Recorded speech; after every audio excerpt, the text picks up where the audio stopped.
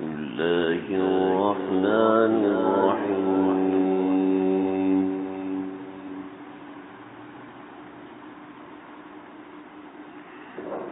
فلما ذهبوا به وأجمعوا أن يجعلوه في غيابة الجب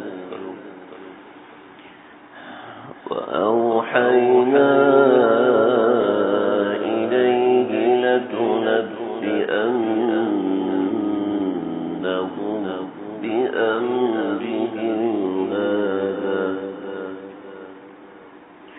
لتنبئنهم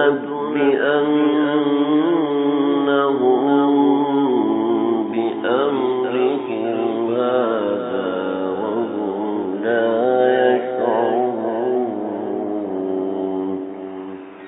وجاءوا أباهم عشاء يبكون قالوا يا أبانا إنا ذهبنا نستبق وتركنا يوسف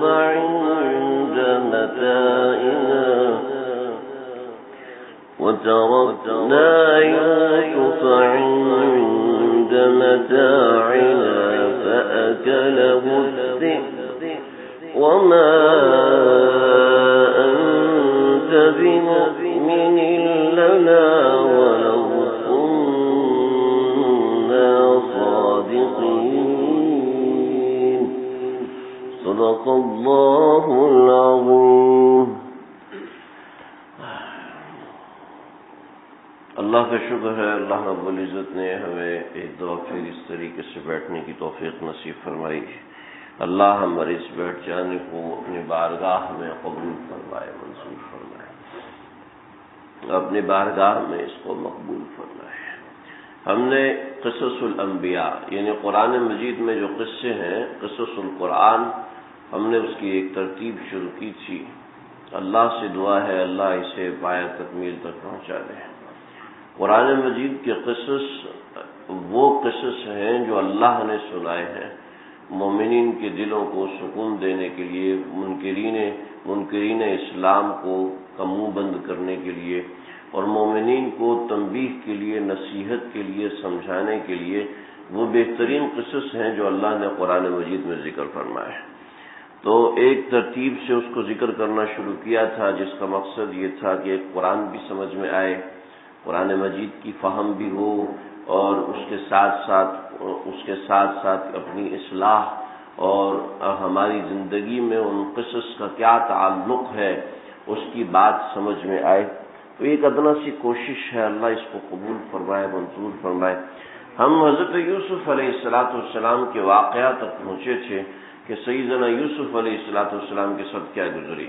کچھ ابتدائی باتیں ذکر ہو چکی تھیں. ہم یہاں تک پہنچے تھے کہ حضرت یوسف علیہ السلام کے بھائی کسی طریقے سے اپنے والد کو گھیر گھار کے، اپنے والد کی منتیں کر کے حضرت یوسف علیہ السلام کو اپنے ساتھ لے آئے اور حضرت یوسف علیہ السلام کو ایک کنویں میں ڈالا. کنعان یعنی فلسطین کے اندر وہ جگہ ہے جہاں پر وہ کنواں آج بھی موجود ہے، جس کنویں کے اندر حضرت یوسف علیہ السلام کو ان لوگوں نے ڈالا تھا. لیکن اس کی روایات مختلف ہیں کہ اب حقیقت میں وہ واقعتاً وہ کنواں ہے یا نہیں ہے، اس کے بارے میں کوئی یقینی طور پر نہیں کہا جا سکتا. لیکن بہرحال یہ وہ مقام ہے جو فلسطین میں ہے، بیت المقدس میں ہے، جس کا نام اس زمانے میں کنعان تھا. اس لحاظ سے سمجھ لیں کہ بیت المقدس یعنی کہ فلسطین یہ مسلمانوں کے لیے ایک بڑی اہم جگہ ہے. اس کے اندر اللہ رب العزت نے کئی انبیاء بھیجے جو فلسطین میں رہے. جیسے حضرت ابراہیم علیہ السلام کا میں نے ذکر کیا تو ایک ڈائیگرام بنا کے میں نے آپ کو دکھائی تھی، اور حضرت لوط علیہ السلام کے حوالے سے بھی سمجھایا تھا. ایسے ہی بہت سے انبیاء علیہ السلام ایسے ہیں جو کہ بیت المقدس کے پاس رہے۔ حضرت موسیٰ علیہ السلام کے قصے میں آپ بیت المقدس کو انشاءاللہ بخوبی سمجھیں گے، وہاں ہم اس کو مزید ذکر کریں گے۔ حضرت یوسف علیہ السلام کی پیدائش بھی یہاں پر ہے، حضرت یعقوب علیہ السلام بھی یہاں پر ہے، حضرت ابراہیم علیہ السلام بھی یہاں پر ہیں، اور آج بھی ان کی قبر بھی حبرون کا جو مقام ہے اس وقت، یعنی میں نے آپ سے عرض کیا تھا کہ خلیلی نامی شہر جو بیت المقدس سے 35 کلومیٹر کے فاصلے پر، وہیں پر حضرت ابراہیم علیہ السلام کی قبر بھی ہے، وہیں حضرت یوسف علیہ السلام کی قبر بھی ہے، وہیں حضرت یعقوب اور حضرت اسحاق علیہ السلام کی بھی قبر وہیں پر ہے۔ تو یہ بڑی اہم مقام ہے، بہت اہم جگہ ہے۔ تو وہاں پر جو کنواں تھا اس کنویں کو بڑے طریقے سے بنایا تھا، اور وہ طریقہ کار یہ تھا کہ وہ کنواں اوپر سے بہت تنگ کیا ہوا تھا، لیکن اندر سے وہ کنواں بہت کھلا کر کے بنایا گیا تھا تاکہ پانی اس میں سموئے اور گرمی کی وجہ سے وہ پانی بھاپ بن کے نہ اٹھے۔ تو یہ اس ترتیب سے کنویں کو بنایا تھا، اور پھر اس کے اندر جا بجا نیچے کچھ لکڑیاں لگائی تھیں تاکہ ان پہ کھڑے ہو کے جب پانی گہرا ہو تو اس میں اتر کے نیچے ان لکڑیوں پہ کھڑے ہو کے انسان پانی بھر سکے۔ تو اس کنویں میں حضرت یوسف علیہ السلام کو ڈالا، اور حضرت یوسف علیہ السلام کو ڈالنے کے بعد یہاں آیت نمبر 16 سے یہ قصہ ہمارا شروع ہو رہا ہے، آج کا جو درس ہے۔ تو حضرت یوسف علیہ السلام جب حضرت یوسف علیہ السلام کو کنویں میں ڈال دیا، اس کا ذکر ہم پیچھے پڑ چکے ہیں۔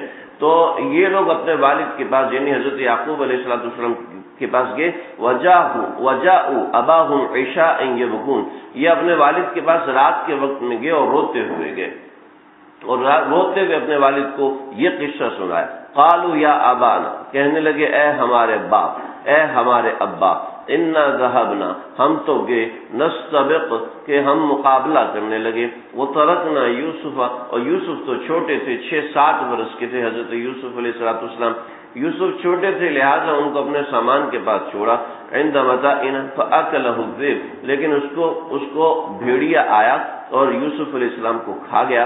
وما انت بمؤمن لنا، اور آپ ہماری بات کا اعتبار نہیں کریں گے، ولو کنا صادقین، اگرچہ ہم سچے ہیں لیکن آپ ہماری بات کا بھروسہ نہیں کریں گے۔ یعنی جھوٹے کو پتہ ہوتا ہے کہ میں جھوٹ بول رہا ہوں اور سامنے والا میری بات کا بھروسہ نہیں کرے گا۔ حضرت یوسف علیہ السلام 3 دن تک اور 3 راتوں تک اس کنویں کے اندر رہے، اور یہ بھائی وہیں پر آگے پیچھے رہے اور انتظار کرتے رہے کہ کوئی موذی چیز کنویں کے اندر داخل ہو، کوئی سانپ بچھو داخل ہو اور حضرت یوسف علیہ السلام کو ڈس لے اور وہ اندر ہی تڑپ کے ختم ہو جائے۔ اور ان میں ایک بھائی کی نیت یہ بھی تھی کہ یوسف علیہ السلام اندر کنویں میں رہیں گے تو مر جائیں گے، اور وہ ان کو کھانا پہنچانے کی کوشش کرتے رہے۔ انہوں نے حضرت یوسف علیہ السلام کو بچانے کی کوشش بھی کی، غالباً یہودا نام ہے اس بڑے بھائی کا، انہوں نے حضرت یوسف علیہ السلام کو بچانے کی کوشش بھی کی، اور وجہ یہ تھی کہ حضرت یعقوب علیہ السلام نے حضرت یوسف کو یہودا کے کندھے پر ڈالتے ہوئے کہا تھا دیکھو تم اس کی حفاظت کرنا، لہذا باپ کے ان کلمات کا اثر ان کے قلب پر تھا، اس وجہ سے وہ چاہتے تھے کہ میں اپنے بھائی کی حفاظت کروں۔ لیکن جب انہوں نے حفاظت کی ٹھانی تو دوسرے بھائی سامنے آ گئے اور کہا کہ اگر تم نے اس کو محفوظ کرنے کی کوشش کی تو ہم تمہیں بھی قتل کر دیں گے اور اسے بھی قتل کر دیں گے، اور اس وجہ سے یہودا پیچھے ہو گئے۔ اس لیے کہ جب گناہ کا زہر انسان کے سر پہ سوار ہوتا ہے تو انسان کو کسی بڑی چھوٹی کی پرواہ نہیں ہوتی، بس اس کی نظر اپنی ہی طاقت پر ہوتی ہے اور کسی طاقت پر اس کی نظر نہیں ہوتی، بس اس وجہ سے معاملہ گڑبڑ ہوتا ہے جب انسان گناہ کرتا ہے۔ وجاءوا اباهم عشاء يبكون، وہ اپنے والد کے پاس روتے ہوئے آئے اور رات کے وقت میں آئے۔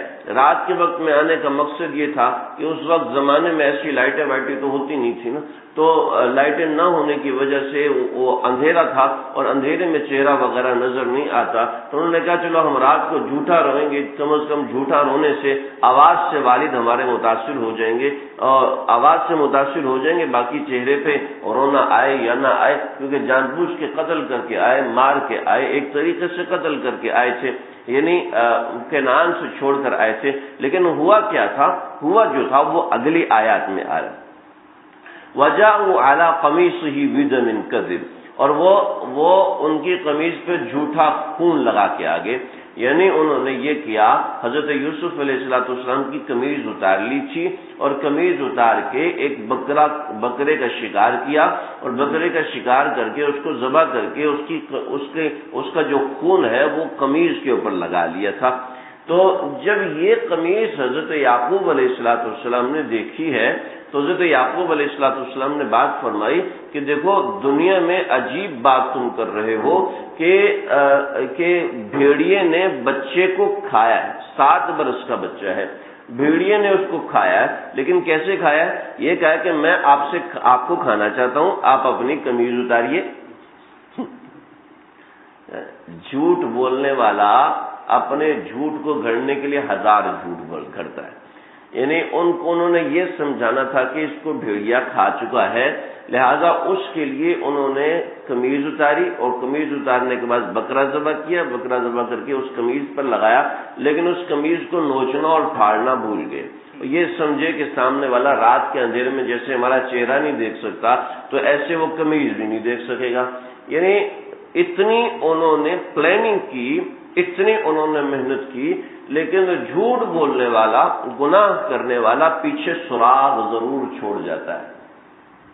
گناہ کرنے والا اپنے گناہ کا سراغ ضرور چھوڑ جاتا ہے، یہ ایک واضح بات ہے۔ اس بات کا اعلان اللہ یہاں فرما رہے ہیں کہ انہوں نے بدم کذب، جھوٹا خون بھر کے لائے تھے، تو قال بل سولت لکم انفسکم امرا، تو حضرت یعقوب علیہ السلام نے کہا نہیں، تمہاری سولت کہتے ہیں تسویل مطلب یہ کہ جھوٹ گھڑنا، جھوٹے کے پاؤں نہیں ہوتے، جھوٹا جو بندہ جھوٹ بولتا ہے تو وہ جھوٹ گھڑ رہا ہوتا ہے، اس کی باتوں سے لگ رہا ہوتا ہے کہ جھوٹ بول رہا ہے، لیکن یہ ہر ایک کو نہیں لگتا۔ آگے ایک آیت آئے گی، اس کے تحت میں انشاءاللہ اس بات کو تفصیل سے ذکر کروں۔ قال بل سولت لکم انفسکم امرا، کہا کہ بلکہ تم نے جھوٹی کہانی گھڑی ہے، فصبر جمیل، لیکن میں پھر بھی صبر کرتا ہوں۔ دیکھو دونوں باتیں مختلف ہیں۔ تم نے جھوٹ بولا ہے، آگے کیا ہونا چاہیے تھا؟ نہیں، کیا ہونا چاہیے؟ کیا ہونا چاہیے؟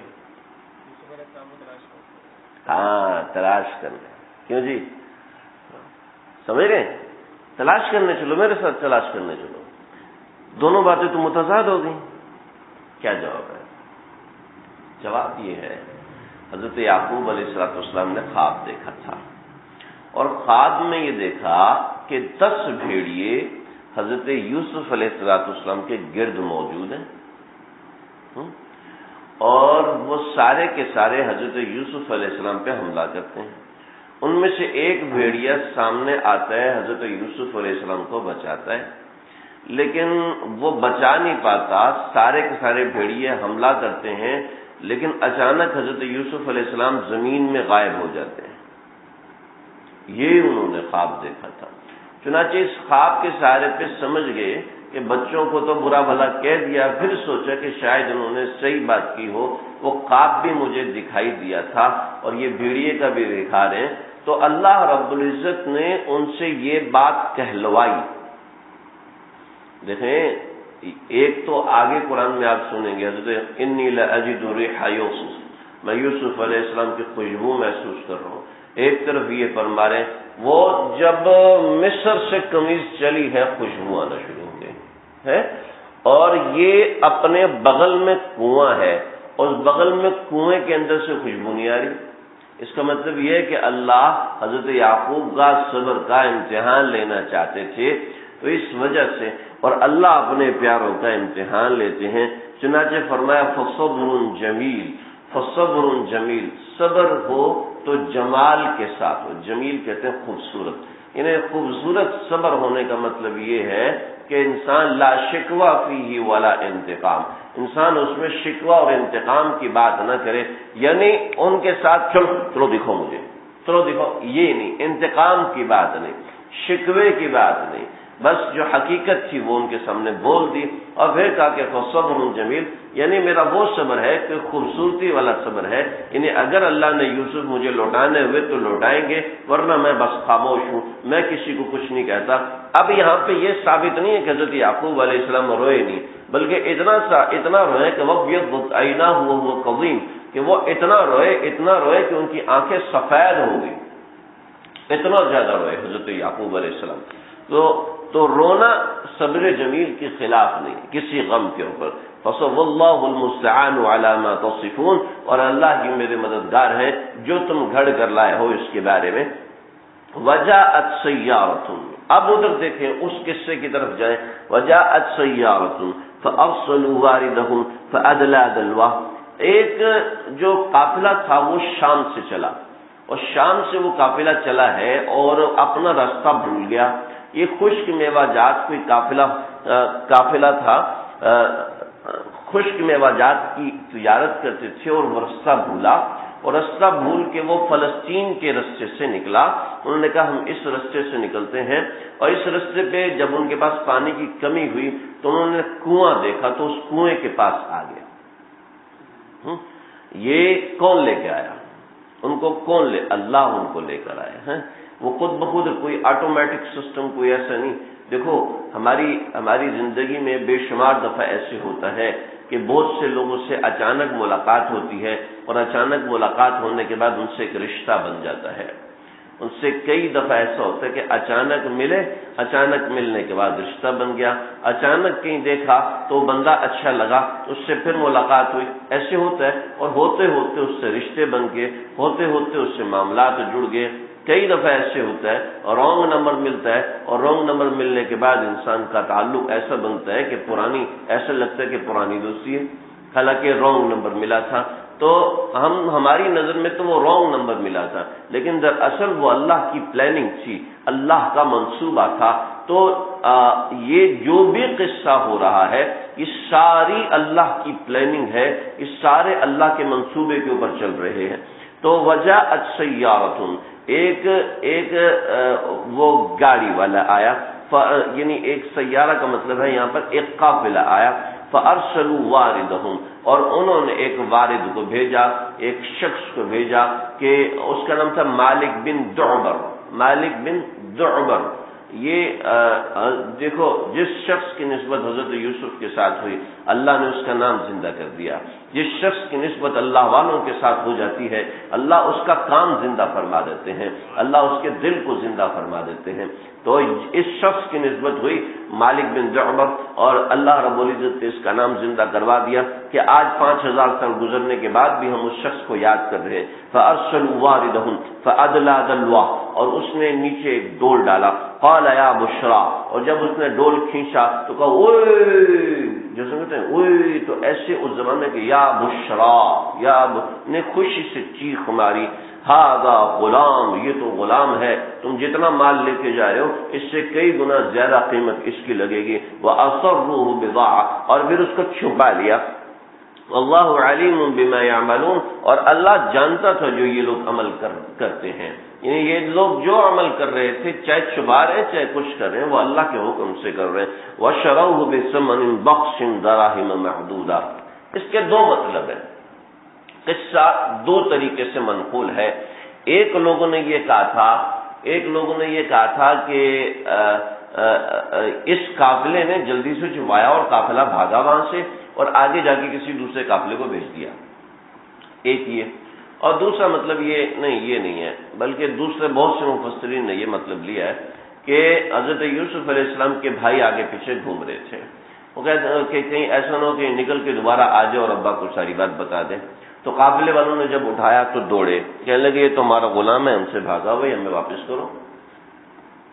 کہنے لگے واپس کرو، یہ تم لوگ خرید لو، اس نے ہمیں بہت تنگ کیا ہوا ہے۔ کہا ٹھیک ہے، کتنے کا بیچو گے؟ تو دراہم معدودہ کیا ہے؟ وَشَرَوْهُ بِثَمَنٍ بَخْسٍ، بخس کا ترجمہ بعض لوگوں نے کھوٹے سکے سے کیا، بعض لوگوں نے کہا ہے بخس دراہم معدودہ۔ بخس کا مطلب سمجھیں، جیسے ہمارے ہاں گنتی شروع ہوتی ہے 0 سے اور نوٹ شروع ہوتا ہے 10 سے، ٹھیک ہے جی، نوٹ شروع ہوتا ہے 10 سے. اس زمانے میں جو سکہ شروع ہوتا تھا وہ شروع ہوتا تھا 40 سے. ٹھیک ہے، 40 سے جتنے نیچے جتنے بھی سکے ہوتے تھے، جیسے ہم کہتے ہیں نا، ہم ایک تو نوٹ ہوتا ہے اور ایک ٹھیپا ہوتا ہے نا، ٹھیپا ہوتا ہے، سکہ ہوتا ہے، ٹھیپا بھی بولتے ہیں سکہ بھی بولتے ہیں نا، یہی بولتے ہیں نا، غلط تو نہیں بول رہا. تو وہ جیسے سکہ ہے تو ایسے ہی 40 سے نیچے جو عدد ہوتا تھا اس کو کہتے ہیں بخس. یعنی حضرت یوسف علیہ السلام کا جو ریٹ لگایا وہ 40 درہم لگایا یا 30 درہم لگایا. سیدنا ابن مسعود کی روایت کے مطابق 20 درہم لگایا. تو وشروه بثمن بخس دراہم معدودہ، جو کہ چند دراہم تھے.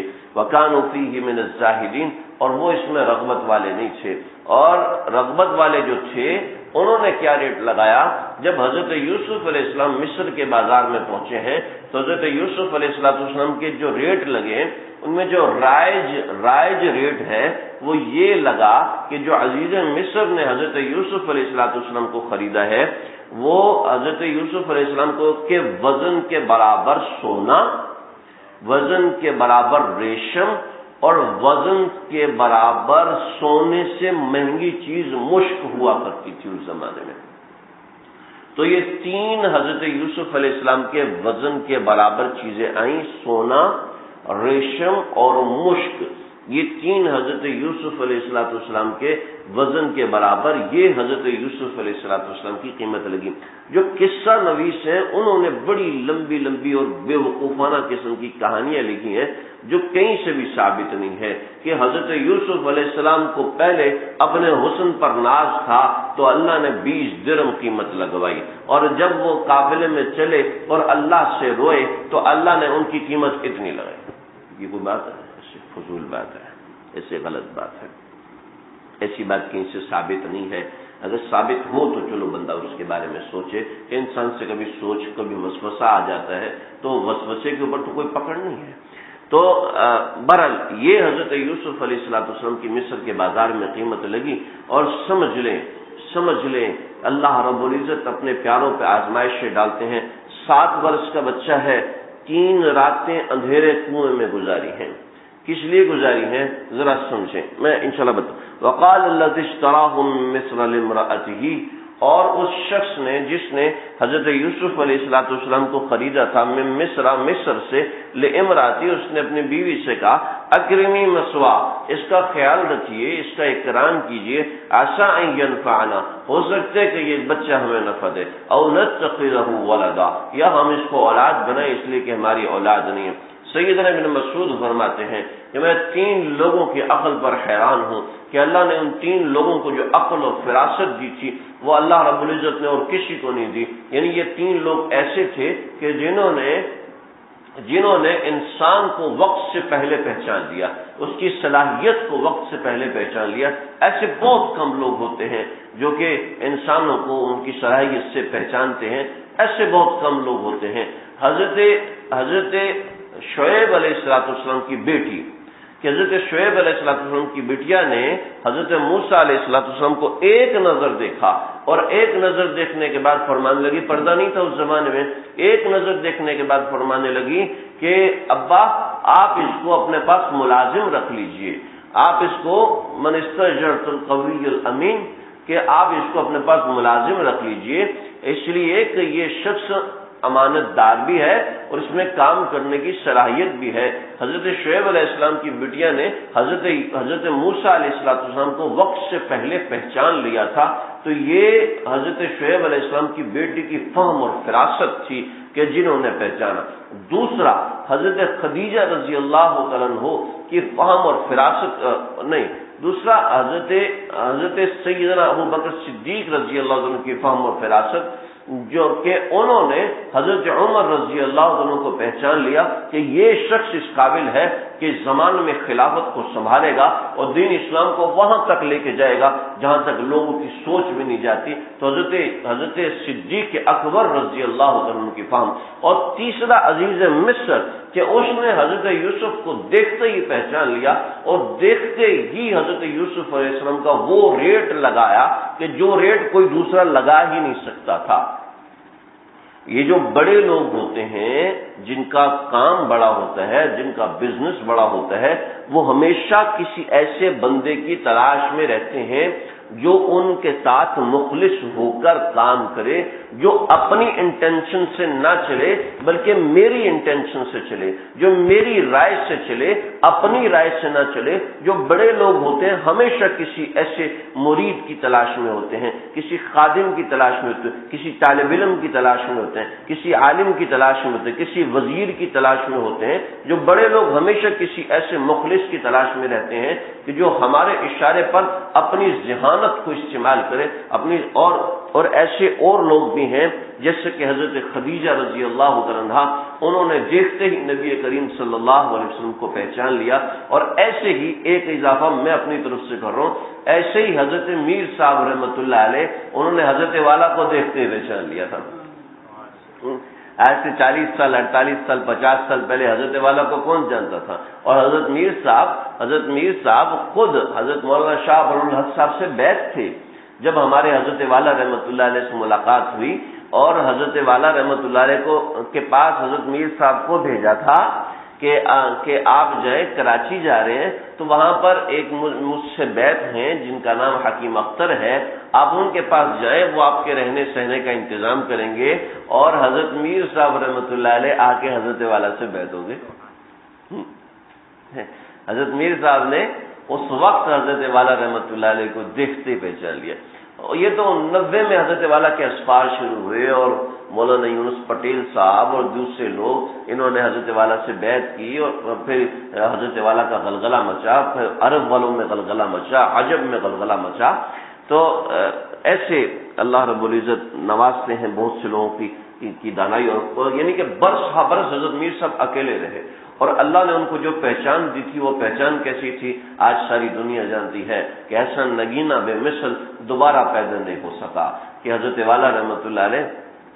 ایسے ہی اور بہت سے لوگ حضرت مجدد ملت حضرت مولانا اشرف علی تھانوی صاحب رحمۃ اللہ علیہ کے والد محترم، حضرت تھانوی رحمۃ اللہ علیہ کے والد ماجد کی کوئی بیماری ہوگی، بیماری میں ان کا جو علاج تھا، علاج کے بعد حکیموں نے بتایا کہ آپ کے بچے پیدا نہیں ہو سکتے، اولاد پیدا نہیں ہو سکتی، تو آپ یہ علاج کرا لیں تو اس کے بعد اولاد آپ کی نہیں ہوگی۔ تو فرمانے لگے کہ صحت مقدم ہے، اولاد مؤخر ہے، پہلے میں صحت کا خیال کروں گا، اولاد اللہ نے مقدم میں دینی ہوئی تو دے دیں گے۔ چنانچہ علاج کروائے، علاج کروانے کے بعد معاملہ ختم ہو گیا، تو ان کی والدہ محترمہ گئیں اپنے بھائی حضرت پیر امداد علی صاحب رحمۃ اللہ علیہ کے پاس، اور کہنے لگی ڈاکٹروں نے یہ کہا ہے تو اب ہم کیا کریں؟ کس ڈاکٹر نے کہہ دیا؟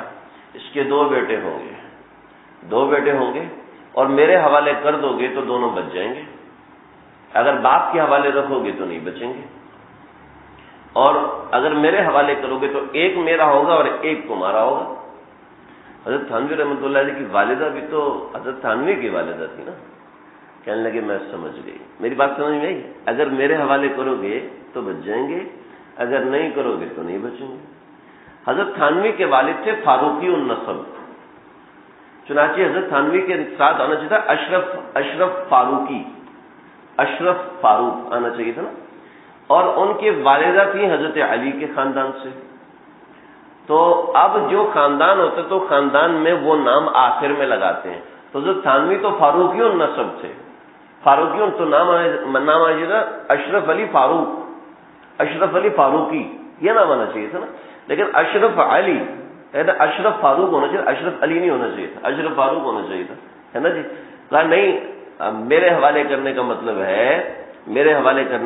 ہے کہ نام کے ساتھ علی لگا دو، انشاءاللہ اللہ اس کی بچت فرمائے۔ مجذوب آدمی تھے، بڑے عجیب آدمی تھے، ان کی بڑی زبردست کہانی ہے، بڑی زبردست اسٹوری ہے، کبھی سناؤں گا انشاءاللہ۔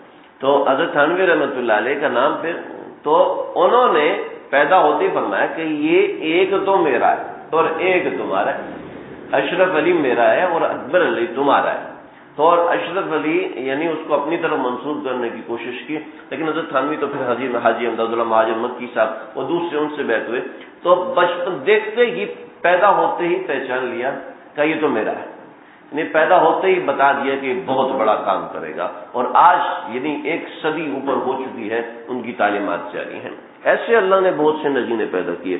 تو عزیز مصر بھی ایسے لوگوں میں سے تھا جس نے دیکھتے ہی حضرت یوسف علیہ السلام کو پہچانا اور پہچان کے خریدا۔ خریدنے کے بعد گھر لے کر آئے، گھر میں لانے کے بعد بہت چیزیں ہیں اس آیت وقال الذی اشتراه من مصر لامرأته اکرمی مثواه وعسى ان ينفعنا او نتخذه ولدا۔ اس میں بہت باتیں، اور باتیں یہ ہیں، سب سے پہلے سمجھ لیں کہ حضرت یوسف علیہ السلام کو لے کے آنے کی وجہ، اس کے بعد اگلی چیز حضرت یوسف علیہ السلام کو عزیز مصر کے گھر میں کیوں لے کر آئے؟ آپ ذرا سمجھیں، اللہ رب العزت نے خیر وہ بات آگے آ رہی ہے، میں انشاءاللہ اس کو ذکر کرتا ہوں۔ حضرت یوسف علیہ السلام کو جب گھر میں رکھا تو گھر میں حضرت یوسف کے طور اطوار، رہنے کا طریقہ، سلیقہ پیغمبر کی اولاد ہے، اور ان کے والد خود پیغمبر کی اولاد ہیں، دوسرے بچوں سے مختلف ہوں گے، لازمی باتیں مختلف ہوں گی، ان کی تعلیم، ان کا صبر، ان کی استقامت، اور سب سے الگ ایک منفرد قسم کی چیز کہ ان کا حسن و جمال، یعنی حسن و جمال ان کا ایسا تھا کہ اپنے چہرے پہ کپڑا ڈال کے رکھتے تھے۔ بڑھاپے کی عمر میں چہرے پہ کپڑا ڈال کے رکھتے تھے، تو جب لڑکپن اور جوانی کی عمر ہوگی تو پھر کیا ہوگا؟ آپ کے وکانوا فیہ من الزاہدین، جو بھائی تھے وکانوا فیہ من الزاہدین، وہ جو ان کے بھائی تھے، ان بھائیوں کو تو کوئی پرواہ نہیں تھی نا، ان بھائیوں کو پرواہ نہیں تھی، اس لیے عام طور پر قریب کے لوگ پرواہ نہیں کرتے، جن کو دولت مفت میں ملتی ہے وہ پرواہ نہیں کرتے۔ چنانچہ حضرت یوسف علیہ السلام کی بھائیوں نے پرواہ نہیں کی، کیا 20 درہم، اور جنہوں نے پرواہ کی ان کو کتنا ملا؟ یوسف کے وزن کے برابر سونا، اور اس کے علاوہ کیا تھا؟ پورا مصر خریدار بن کے آیا ہوا، پورا مصر حضرت یوسف کا خریدار بن چکا تھا۔ تو حضرت یوسف علیہ السلام کو جب گھر لے کر آئے تو نہ صرف حسن و جمال بلکہ طور اطوار حضرت یوسف علیہ السلام کے جب دیکھے تو سمجھ گئے یہ عام بچہ نہیں ہے، یہ کوئی خاص چیز ہے۔ چنانچہ حضرت تھانوی رحمۃ اللہ علیہ فرماتے ہیں، اے ماں باپ جن کا بچہ گود میں ہوتا ہے، گود میں اپنے بچے کے مزاج کو پہچان لو، اس کو اس کے مزاج کے مطابق ڈھالو، اس کو مزاج کے مطابق ڈھالو گے تو وہ کام کر سکتا ہے۔ حضرت یوسف علیہ السلام اس گھر میں آئے ہیں، اس گھر میں آنے کی بہت بڑی وجوہات ہیں۔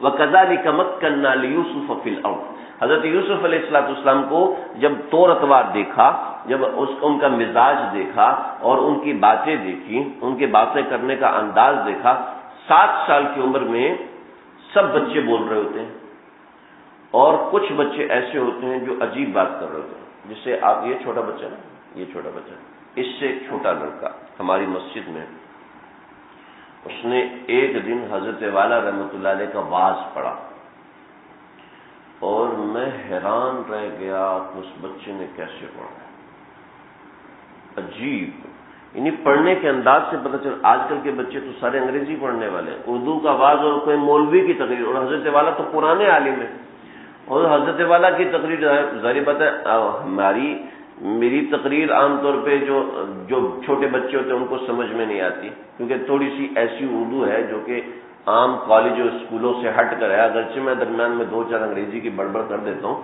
لیکن پھر بھی اس سے ہٹ کر تو ہے نا، لیکن پھر بھی بچوں کو سمجھ میں نہیں آتی، کیونکہ وہ پورا دن تو کچھ اور ہی سنتے ہیں، تو ظاہر بات ہے یہاں پہ۔ لیکن اس بچے کو میں نے دیکھا، اور میں نے اپنے جو قاری صاحب اس وقت رکھے تھے ان سے کہا تھا بھائی اس کے ساتھ محنت کرو، لیکن ظاہر بات ہے کچھ بن نہیں سکا۔ اب وہ بچہ اپنے گھر والوں سے چھپ کے حفظ کر رہا ہے،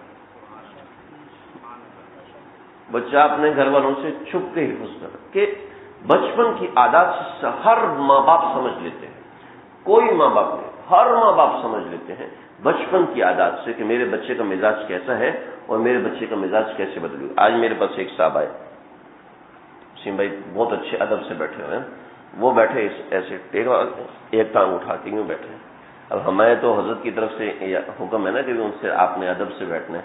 مجھے دل تھا کہ یار، دل تو کہہ رہا تھا اس کو یار آپ سیدھے ہو جائے، یہ کوئی طریقہ نہیں ہے، لیکن میں نے کہا حضرت آئیں گے جب اس کو دیکھیں گے خود ہی سیدھا کر دیں گے، ہمارے پاس حضرت موجود ہیں تو ہمیں کیا ضرورت ہے۔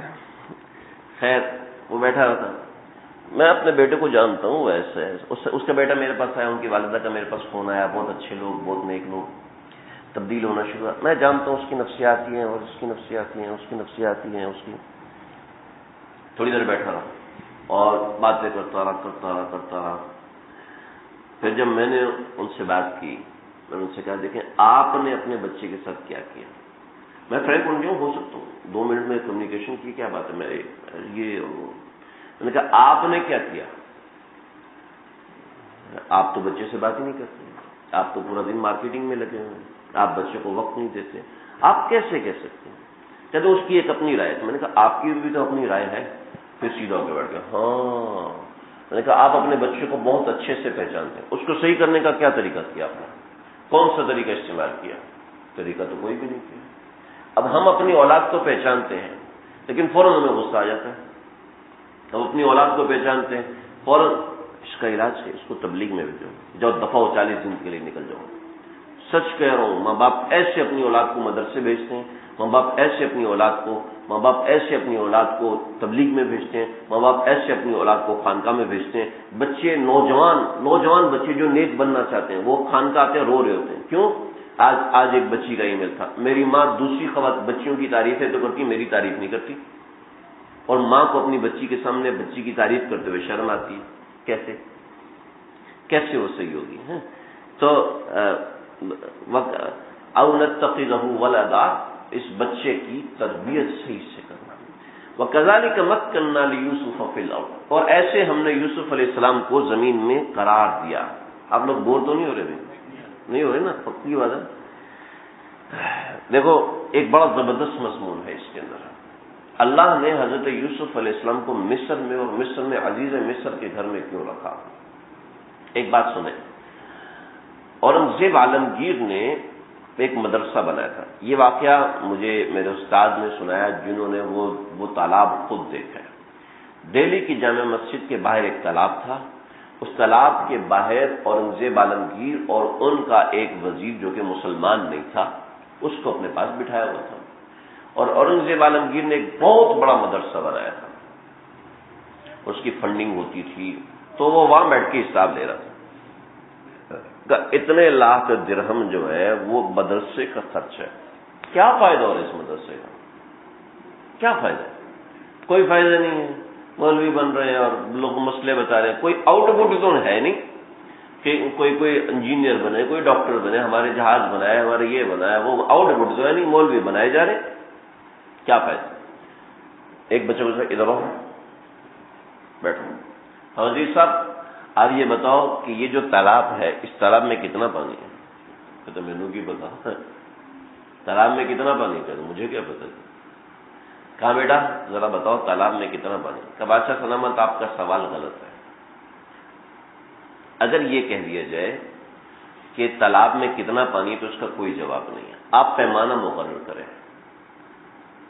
آپ پیمانہ مقرر کریں کہ تالاب میں کتنے پیالے پانی ہیں، آپ پیالے کو متعین کریں۔ آپ کا سوال ایسا ہونا چاہیے کہ تالاب میں کتنے پیالے پانی ہیں، ٹھیک، اس زمانے میں پیالہ ہوتا یا لیٹر ہوتا، لیٹر تو ہوتا نہیں تھا، پیالہ ہوتا تھا، تو آپ متعین کریں پیالہ کون سا ہے۔ چلے آپ نے متعین نہیں کیا تو میں جواب دیتا ہوں، اگر تالاب جتنا پیالہ ہے تو 1 پیالہ پانی، اگر تالاب کا آدھا پیالہ ہے تو 2 پیالے، تالاب کو چوتھائی ہے اور 3 پیالے، 4 پیالے، تالاب کا سمن ہے تو 8 پیالے، باقی آپ خود ہی گنتے جائیں۔ اللہ حافظ، السلام علیکم۔ وہ وزیر منہ دیکھ رہا ہوں، تو جو مجھے سنانا ہے وہ یہ ہے، بادشاہ نے کہا دیکھو ذہانت میں یہ بچہ تم سے آگے ہے، لیکن میں نے وزیر تمہیں بنایا، میں اس بچے کو وزیر نہیں بناؤں گا کبھی بھی۔ کیوں؟ اس لیے کہ تیرا باپ میرے باپ کا وزیر تھا، تجھے وزیر کا گھر ملا، تو نے گھر میں آنا جانا دیکھا کہ وزارت میں مشکلات کون سی ہوتی ہیں، آسانیاں کون سی ہوتی ہے، فوج کو کیسے ٹیکل کرنا ہے، مقابلین کو کیسے ٹیکل کرنا ہے، ماتحتوں کو کیسے ٹیکل کرنا ہے۔ اور جب تیرا باپ یہ تھا تو تجھے ان چیزوں کا تجربہ ہے، لہذا تو اس چیز میں ماہر ہے، لہذا میں نے اس لیے تجھے اپنا وزیر بنایا۔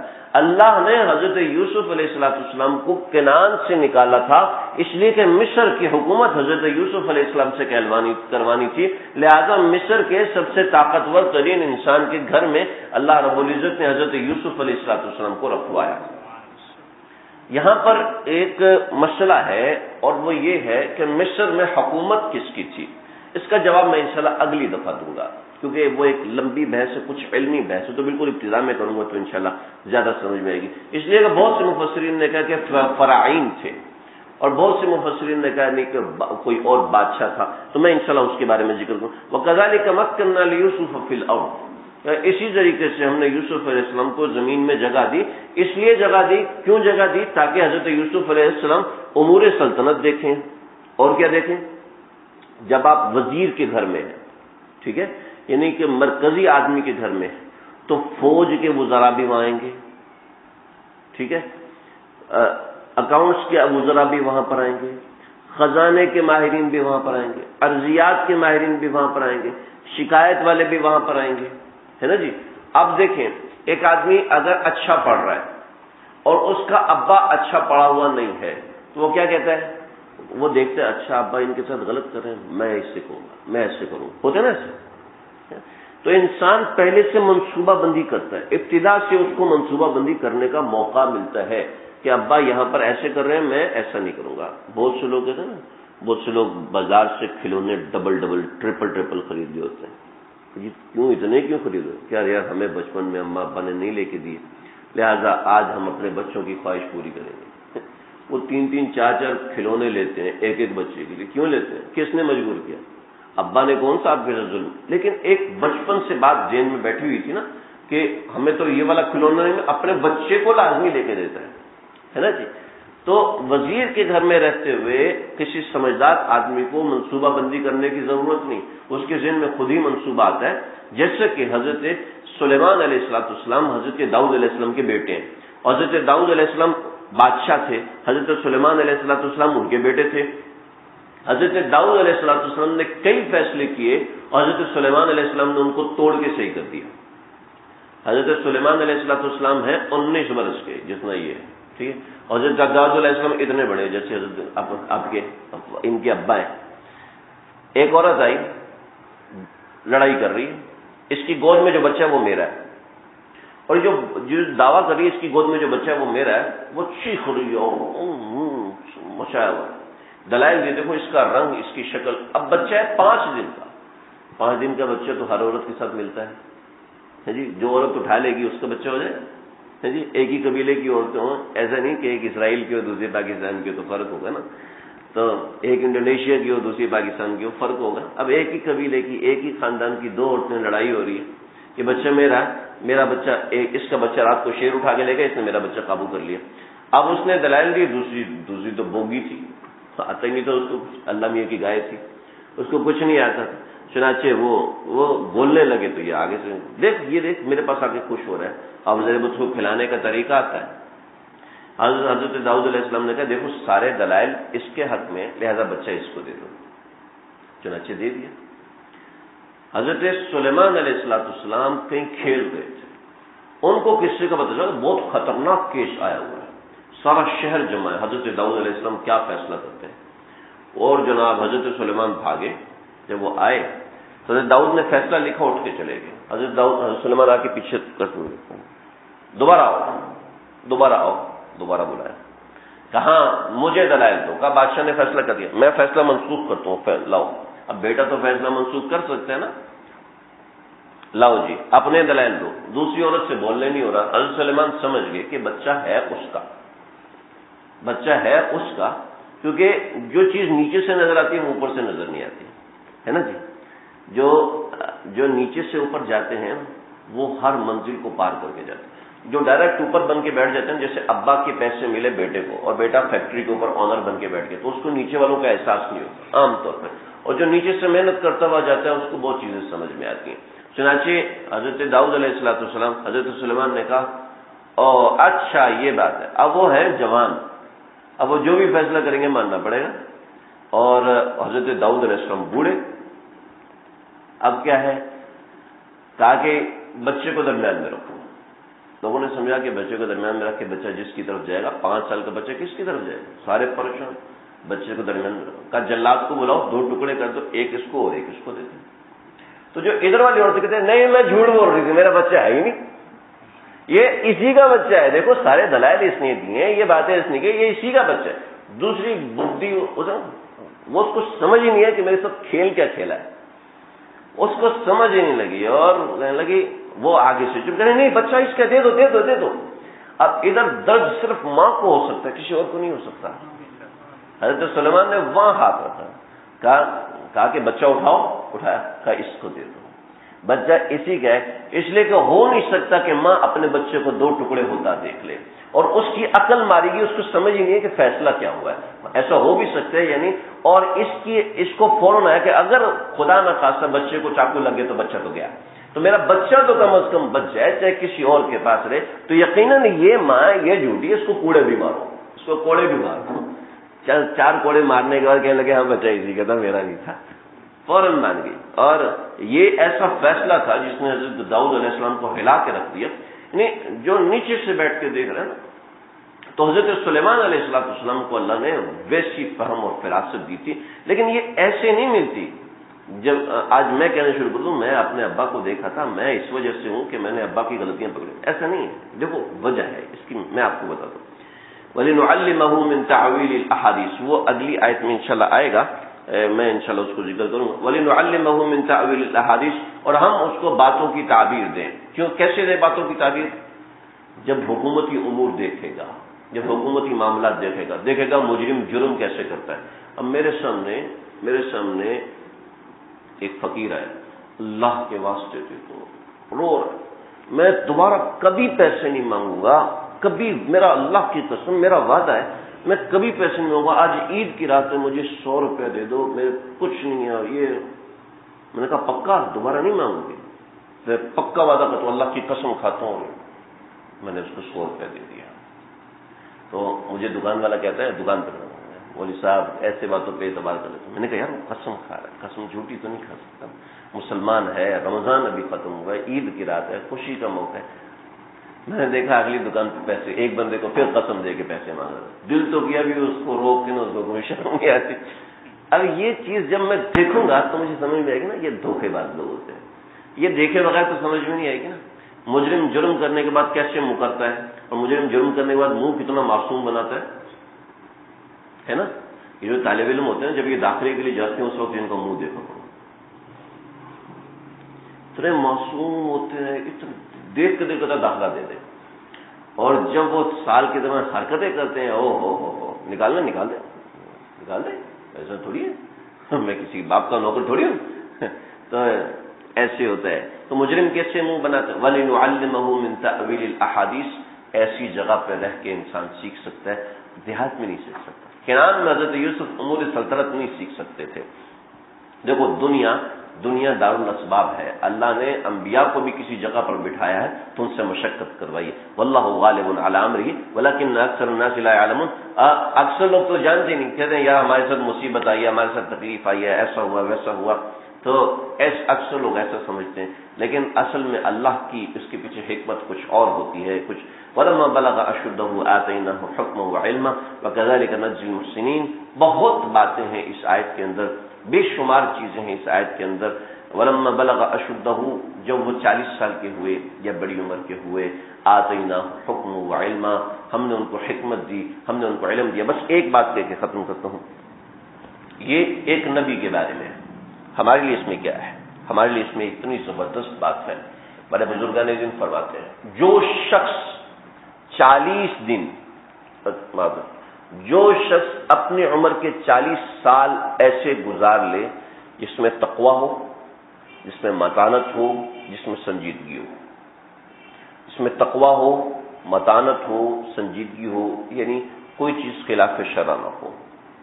سنجیدگی تو ایسے میں نے متانت کے ساتھ جوڑ کے کہہ دیا، تقویٰ ہو اور متانت کے ساتھ 40 برس کی زندگی گزارے، 40 سال کی عمر میں اللہ اس کو حکمت دین ضرور عطا فرماتے ہیں۔ جو شخص 40 سال تک تقویٰ کی زندگی گزارے، 40 سال کا مطلب 15 سال کے بعد سے شروع ہوتا ہے، یعنی 40 برس کی عمر تک 40 برس کی عمر تک جو شخص تقوی کے ساتھ رہتا ہے، یا 33 برس کی عمر تک اس آیت کے تحت لکھا ہے علماء نے کہ جو 40 یا 33 برس تقوی سے رہتا ہے تو اللہ رب العزت اس کو علم بھی عطا فرماتے ہیں اور حکمت بھی عطا فرماتے ہیں، اور علم لدنی ہوتا ہے، علم دین نہیں، فقاہت فی الدین نہیں، علم لدنی اللہ عطا فرماتے ہیں۔ اور ہمارے اکابرین فرماتے ہیں، حضرت مولانا سید سلمان ندوی رحمۃ اللہ علیہ، حضرت مولانا ابو الحسن ندوی رحمۃ اللہ علیہ، یہ ان دونوں باتوں کو بڑی کثرت سے بیان فرماتے تھے جو عقل روح کو حاصل ہوتی ہے وہ انسان کے جسم کو حاصل نہیں ہو سکتی، اور وہ عقل انسان کو ہمیشہ تقوی سے رہنے سے حاصل ہوتی ہے۔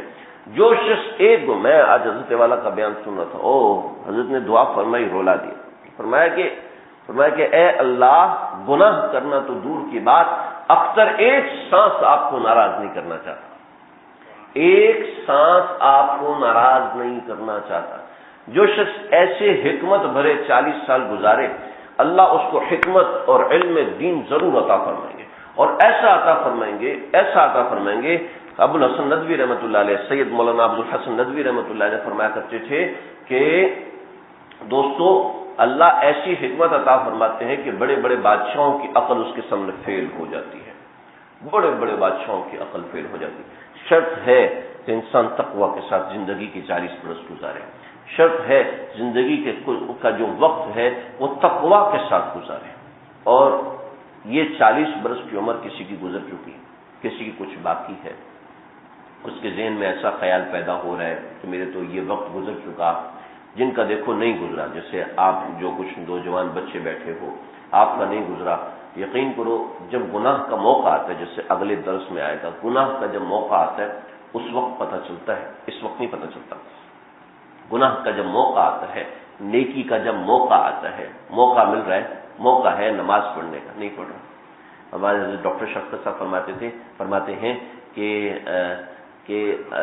جب تقاضا ہو نا نیکی کا، فوراً کر لیا کرو، دیر نہ کیا کرو۔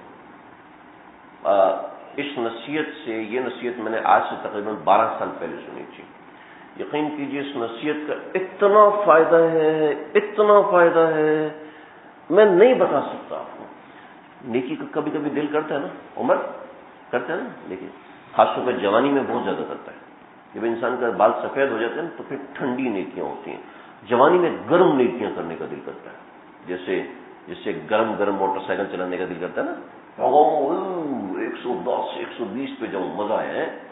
جب بڑھاپے میں عام طور پہ ٹھنڈی نیکیاں کرنے کا، یار کہیں کنواں کھدوا دو، یار کہیں مسجد بنوا دو، جتنے پیسے جو یہ کر دوں گا۔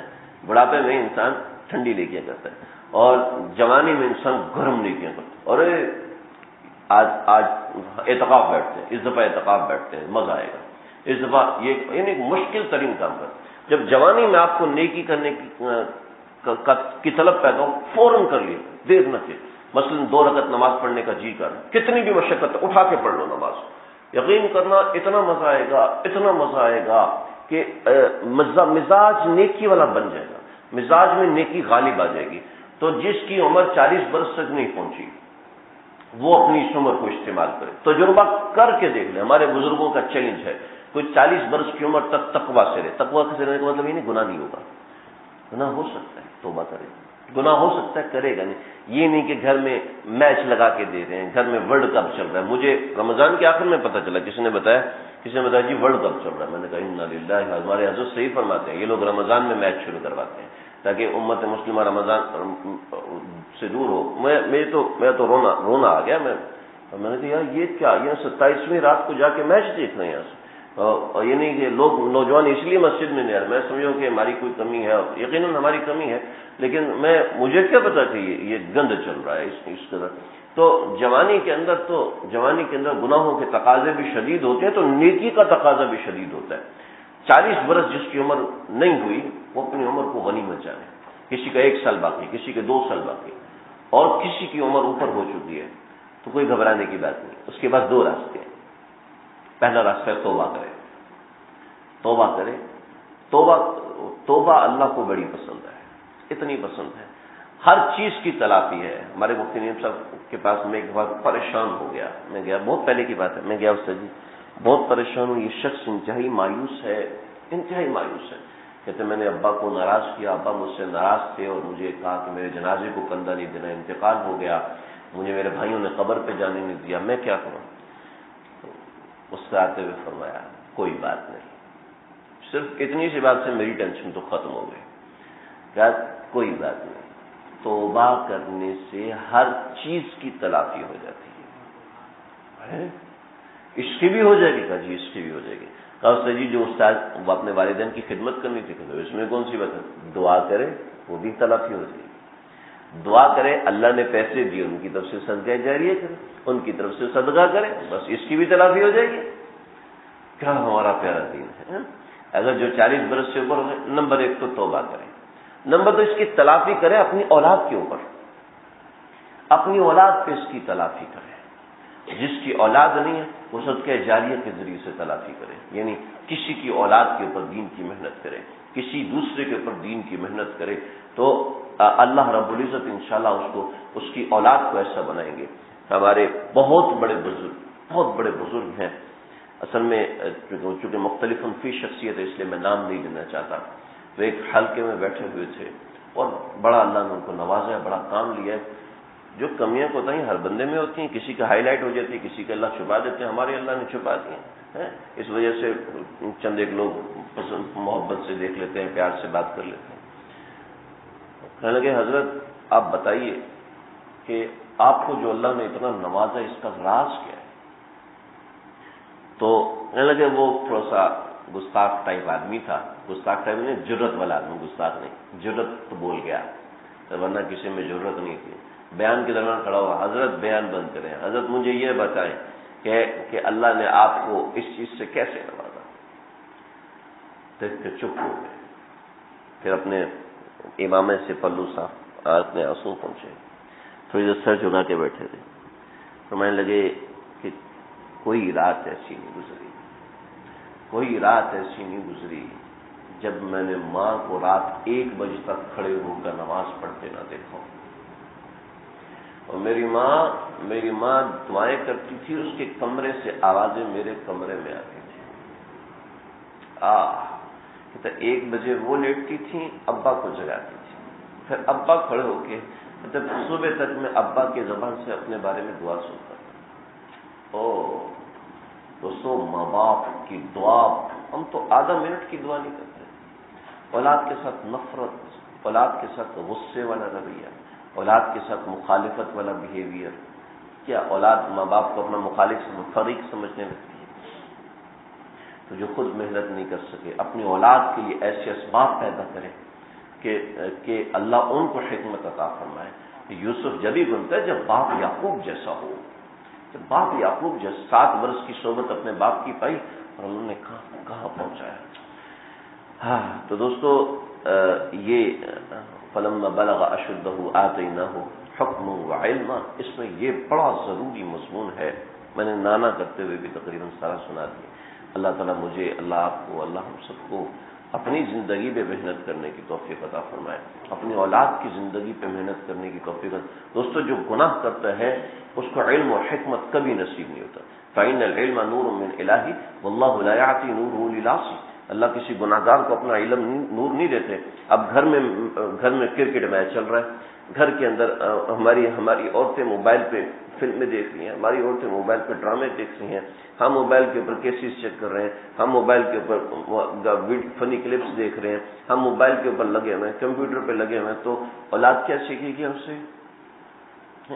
وہ اس گھر میں اگر یہ لفظ کہنے کی اجازت چاہوں تو شاید اجازت نہ ہو، ایسے شخص میں ولی اللہ پیدا، ایسے گھر میں ولی اللہ پیدا نہیں ہو سکتے جہاں گند چلتا ہو، جہاں گند مطلب جہاں گانا چلتا ہو، جہاں موسیقی چلتی ہو، وہاں اللہ کے ولی پیدا نہیں ہو سکتے. دوستو گناہ کرنے والا کبھی اللہ کا ولی، گناہ کرنے والے کو کبھی علم اور حکمت حاصل نہیں ہو سکتی. پھر ایک مثال کے طور پہ اللہ نے ایک واقعہ سنایا. وراودته التي هو في بيتها عن نفسه وغلقت الابواب وقالت هيت لك قال معاذ الله. اور گناہ کرنے والا کیسے، گناہ سے بچنے والا کیسے اس سے بچتا ہے؟ اللہ نے ایک مثال کے طور پر حضرت یوسف کا ایک واقعہ سنایا. ورنہ حضرت یوسف کا جو حسن و جمال تھا، آپ خود بتائیں، حضرت یوسف کا جو حسن و جمال تھا اس کے اوپر صرف ایک عورت عاشق ہوگی؟ یہاں کوئی مینڈک کے منہ والا بھی کھڑا ہو جاتا ہے نا، اس کی آواز اچھی ہوتی ہے، ساری دنیا اس کے پیچھے ہوتی ہے. ہماری عورتیں اپنے گھروں میں اس کی تصویریں لگاتی ہیں، ہماری عورتوں کے پرس میں اس کی تصویریں لگی ہوتی ہیں. کوئی مینڈک کے منہ والا بھی کھڑا ہوتا ہے نا تو لوگ اس کے پیچھے بھی چلنا. اور یہ تو جمال یوسف ہے. اللہ نے آدھا دنیا کو حسن حضرت یوسف کو دے دی. یہ تو ایک واقعہ اللہ نے مثال کے طور پہ سنا ہے. اور بتایا گناہ سے بچنے والا ایسے جھرمٹ میں بچ سکتا ہے تو میں اور آپ نہیں بچ سکتے. دوستو کوشش کرنے کی بات ہوتی ہے. اللہ ہمیں یہ جذبہ عطا فرمائے، اور اللہ نے جذبہ عطا فرمایا ہوا ہے. اللہ نے جذبہ عطا فرمایا، اللہ اس کو استعمال کرنے کی توفیق عطا فرمائے. آمین. تو زور سے کہتے ہیں دعا کر لیں. اللہ تعالیٰ قبول فرمائے بیٹھنے کو، آپ لوگوں کے آنے کو. بسم اللہ الرحمن الرحیم. الحمد للہ رب العالمین والصلاة والسلام علی اشرف الانبیاء والمرسلین. ربنا تقبل منا انك انت السميع العليم وتب علينا انك انت التواب الرحيم. اللہ کچھ نہیں آتا لیکن تیرے پیاروں کا تذکرہ ہے، بس پڑھ کے سنا دے. آپ تو کچھ بھی نہیں ہے، پڑھ کے سنا دے. اللہ قبول فرما لے، اللہ قبول فرما لے. حاضرین حاضرات کے آنے کو قبول فرما لیجیے، بیٹھنے والوں کے بیٹھنے کو قبول فرما لیجیے، ان کے وقت کو قبول فرما لیجیے. انہوں نے تیرا نام سننے کے لیے وقت نکالا، تو اپنے نام کے لیے ان کو قبول فرمائیے. اے اللہ ہمیں مردود ہونے سے بچا لیجیے. ایسا نہ ہو کہ رات کو 11 بجے تک ہم تیرا نام لے رہے ہیں اور صبح فجر پڑھنے سے کی توفیق ہم سے چھن جائے. اللہ ایسا نہ ہو. اللہ ہم سب کو توفیق عطا فرمائیے. ہماری زندگی میں ایک لمحہ تیری نافرمانی نہ ہو، ایک سیکنڈ تیری نافرمانی میں نہ گزرے، ایک لمحہ تیری نافرمانی میں نہ گزرے. ہم تھک چکے تجھے ناراض کر کر کے. اے اللہ تو ہمیں معاف کرتے کرتے نہیں تھا. اے اللہ ہمیں اپنا پیارا بھی بنا دیجیے. ہمیں وہ ہمت عطا فرمائیے جس سے آپ کا پیار ملتا ہے. ہمیں وہ طاقت عطا فرمائے جس سے آپ کا پیار ملتا ہے. ہمیں وہ یگانگت اور وہ جستجو اور وہ جذبہ اور وہ جذبات اور وہ تعلقات عطا فرمائیے جس سے آپ ہمارے دل میں آ جائیں، جس سے آپ ہمارے قلب میں سما جائیں. آ جا میری آنکھوں میں، سما جا میرے دل میں. اے اللہ ہمارے دل میں آ جائیے. اے اللہ ہمارے دل میں گھر کر لیجیے. ہمارا دل اس قابل نہیں ہے، آپ اس کو صفائی کر کے اچھا بنا دیں، پھر آپ اس میں اپنا گھر بنا لیجیے.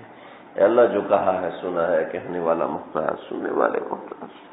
اللہ ہم سب کی بگڑی بنا دیجیے. ہم سب کو اپنے پیار کے قابل بنا دیں.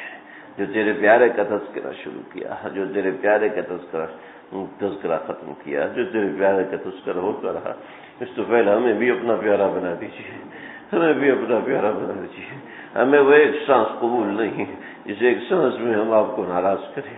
اے اللہ اپنی ناراضگی کو ہماری زندگی سے ختم کروا دیجیے. اپنے خوشی والے کام کرنے والا بنائیے. سوتے میں تجھے خوش کریں، جاگتے میں خود تجھے خوش کریں. میرے نبی نے تو کہا تھا ان صلاتی ونسکی ومحیای ومماتی للہ رب العالمین. میری نماز، میرا روزہ، میرا کھانا، میرا پینا، میرا زندہ رہنا اور میرا مر جانا اے اللہ سب تیرے لیے ہے. اے اللہ ہمارا سانس لینا بھی آپ کے لیے ہو، ہمارا اٹھنا بھی آپ کے لیے ہو، بیٹھنا بھی آپ کے لیے ہو، نماز پڑھنا بھی آپ کے لیے ہو. اے اللہ ہماری ذات کو قبول فرمائیے، ہمارے احساسات کو قبول فرمائیے، ہمارے جذبات کو قبول فرمائیے، ہمارے اوقات کو قبول فرمائیے.